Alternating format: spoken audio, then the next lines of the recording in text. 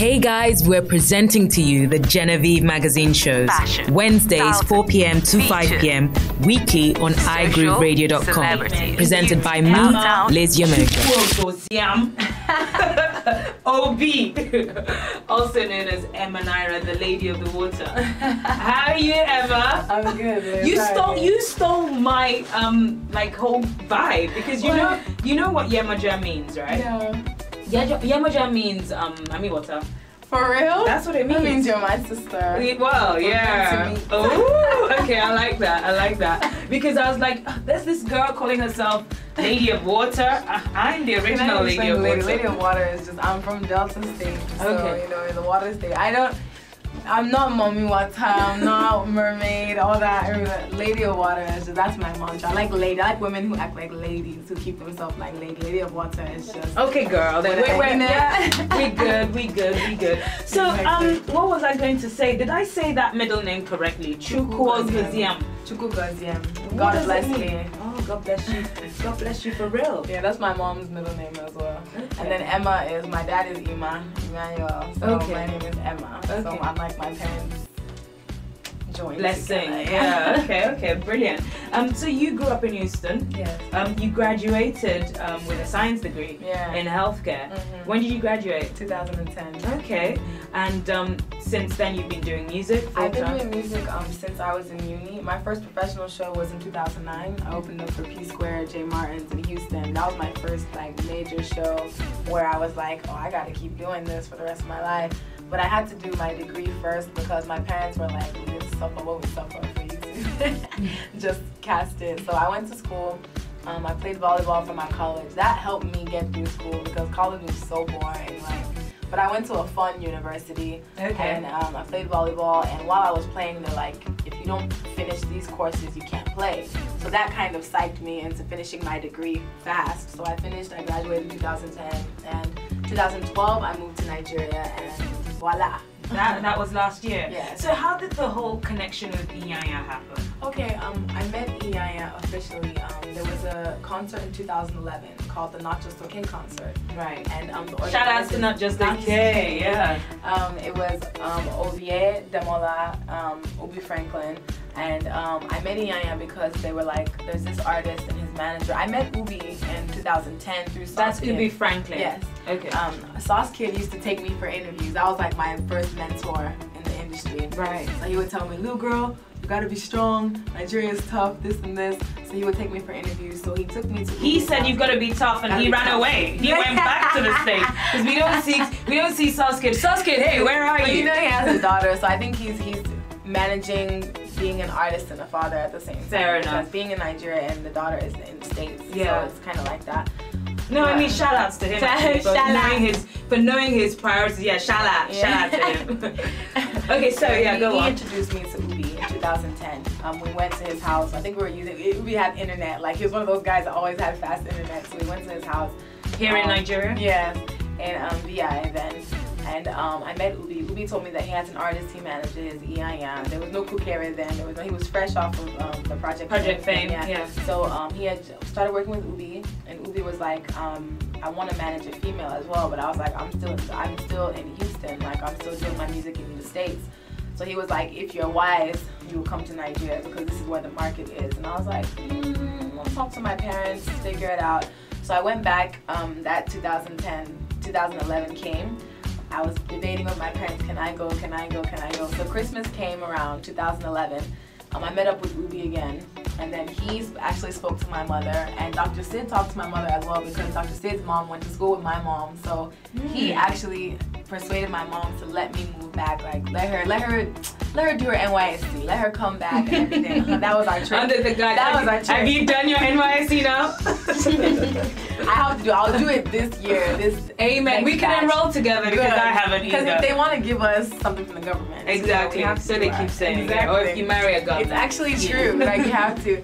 So 2012, I permanently moved to Nigeria, and I've been living here ever since. Okay.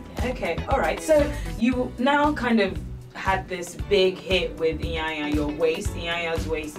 Inyanya's song Your Waist rather was like such a sensation, and you have had many hits as well since then, and we'll come and talk about them. We'll talk about your sexy videos, you know, your whole sexy aura. But right now, there has been all over the blogs, you know, stories about you leaving Made Men music group and having a fallout with Ubi Franklin, who you've just been talking about. So do you just want to clarify what's actually going on there? Okay, we had a miscommunication with my contract. My contract lapsed, and initially I was like, I wanted to go solo and do my own thing, but then I was kind of... You are a solo artist. I am solo, I'm solo, but my whole thing was that I want to make sure that as being a female artist, you don't want to get swallowed by the mantra of you're a man, you have to do this, and men. And also like in the performance lineup, sometimes it's like the women get like, they don't get to go last, they don't get to do, you know what I'm saying, that type of whole thing. So I was on You don't get to like close the show, which is quite a big deal, I know, from my artist friends. They're like, I'm closing the show. Yeah, like it's really good. Like there was no, me and Ubi have had our arguments and fights, but it's like me and Ubi started me in this industry, like straight up. And Nyra was my mentor. Doors. Yes, exactly. And Nyra was my mentor. He taught me through his experience. He's like, don't come over here trying to sing R&B, girl. They don't sing R&B. So it's kind of like a family thing. You know when you fight with your family and your uncles and your aunties find out, and it kind of like spread like So what that. did you guys actually argue about? It was just contractual. It wasn't nobody stole any money, I've heard so many different versions of the story, but it was strictly contractual. Like I didn't feel like I wanted to stay. Like I wasn't feeling like I was. You wanted to move on. Okay, so not really move on, but I wanted to be more independent. Okay. Like not move on. I can't move on from them because it's like we're a family. Okay. And there wasn't any like argumental split. Like it wasn't like a. So are you still with Made Men music I group? am. You are. Yeah. You are. Yes. 100%. Yes. Okay. All right. So you went back. Yeah. And then like, I never really ran away. It was kind of like one of those I'm the girl, la la la la, like one of those. Okay. Like, it just became so overly. This is like my first hyped. Yeah. But that's what the media does. Yes. And the first controversy I had was actually that Nyra stole the Nyra from Yvonne Nelson, which was fake. Like that was what. That just actually reached my mom, who is not even in Nigeria right now. Wow. So when she heard it, she was like, "So you're out in Nigeria stealing boys?" I was like, "No, mommy, like it's the media." And the funny thing about media is that it affects. If it was just me, it affected. I wouldn't mind. You can print anything about me because I know the lifestyle that I chose. But because my parents read it and my cousins read it, and literally like the blogs are CNN. Everybody believes strictly what they read on. And everyone can read it worldwide within the instant. As soon as it's posted. If you have one bad day, it can really ruin you. And the fact of the matter is that sometimes it messes with your money. And that's when it becomes not funny anymore, because you work really hard to build a brand and the brand becomes sellable. So once you reach the point that the brand is sellable, if people are trying to like take chips out of that, it ruins, like that's my livelihood. I'm gonna have children one day, and it's like if I can't build what I'm building now, I have to start all over again. And there's no pension for you guys. No, it's not like, you know, when you work 9 to 5. Yeah, overseas you have where if I make one hit song now, that can feed me for the rest of my life. But it's not like that here. We don't have royalties set up. We don't, which they're getting to. They're coming to that level yet, but it hasn't really reached yet. Like someone like. There's still a way to go. Yeah, even off of YouTube views and things like that. Your Waist has about 3 million views. Kugera has 13 million views, and it's like, if things are done properly in Nigeria, because I feel like we have the best artists in Nigeria, in Africa. Hey, that's how I feel, you know what I'm saying? Yeah. But other countries in Africa have better systems set up for artists. Yeah. So it's like, right now, it's actually good the blogs are saying whatever, because now they're playing my music crazy. Like, my music is everywhere now, and I'm like, everyone's wondering who Nyra is. I'm like, is this what you guys want? What did like, Nyra have to say about the whole situation with Ubi then? Did he have any brotherly advice now that you've cleared the air there? Nyra just told me to ignore every single bad press, because he said any press is good press. He went through his own media circus. His own was just about girls. Yeah, girls, yeah. So he told me to be a man. He said, man up. Because you're in Made Man music. This ain't no Made Women music group. This is not easy. Like, don't think that you can just come to Nigeria and it's going to be easy for you. Were you upset about some of the stuff? Of course, I was very upset because of the comments, but I've learned to laugh off stuff, because I know that some people, their job is to wake up and chat rubbish on the internet.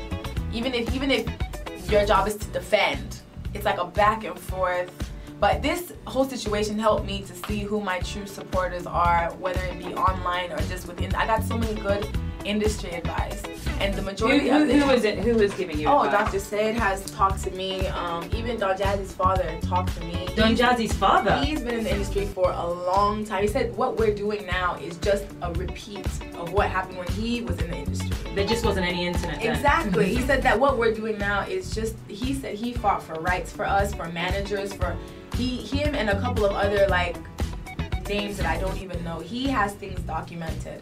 So he sat me down and he was like, no matter what your conflict may be, make sure that you don't move from the family that you start with, because it's just better for you to continue with people who you... He said there's no argument big enough to split. There's no argument that can, unless somebody... That was what Don Jazzy's father said? Yeah. I wish he'd told Don Jazzy that. He was instrumental in everything. You know, at the end of the day, we're kids. We're going to do whatever we want to do. No, what I mean is like with, you know, him giving you that advice. I'm sure he gave them a lot, because he is a father to all of them. Okay. You understand? Okay. So it's like when he was the one that was able to speak to me. Like when he spoke, I was like, this is someone who's not giving me a biased opinion. Yeah. He's not a family member, and he's also not somebody that I started with. Exactly. He's not going to be making any money off you. Exactly. So when he said it, he literally gave me examples of what has happened, and then also he told me, as a female artist, it's difficult for you guys. It will always be difficult for you guys, but you guys that are in the industry now are meant to pave the way for the ones coming under you. So everything that you do, because he has a granddaughter as well, so he's like, she's looking up to you.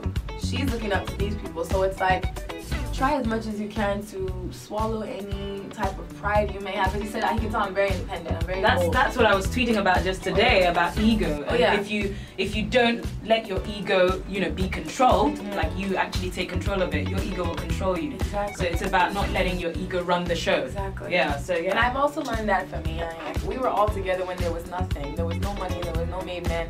And the same person that he was then is the same person he is now. And really? I disagree. No. I think money changes people. No, it does. Money definitely does change people. But now he's a bit quieter than he used to be. But as far as humbleness, he's still the same person he was then. But now he can't. The only pain I think he might have is that he can't go out freely like he used to. He used to go out to karaoke and everything, all of us together. But now we literally cannot. Because he'll get swamped. Exactly. So it's like everybody, I got really good advice. I know the people who showed me love and the people who didn't show me love. So it's like, I needed to kind of do this so that I can learn my lesson and learn good from bad and right from wrong and things like that. And you know what? God always brings things together for good for the people that you know, look up to him and worship him. So I'm sure everything is going to be just fine. And I do just want to make everybody know that I am on this girl trip right now. Like, I like women doing everything. In fact, all the guys gotta get out of the room. No, I'm just kidding. I think women we're holding on. Like, there have been times where we haven't had like our fair share of this and that. But now it's like, if somebody's calling for a show, I can demand a price because there are other women above me who have done that for me, who have opened the door for me. And I want to be... And shout outs to them. Yes, because it's like, it's happening now, and it's no better time than now for it to happen, so that later it'll keep happening and more doors will open. And like, we women have this thing where we don't really like to gel with each other. We don't support each other. I talked about this with Shay because she was on the show last week. But Emma, I want to take a quick break. We're gonna come back to where we stopped. I'm gonna play Ori Miwu. Yay! Emma Nyra. Shout out to D-Tune, my first single, official single.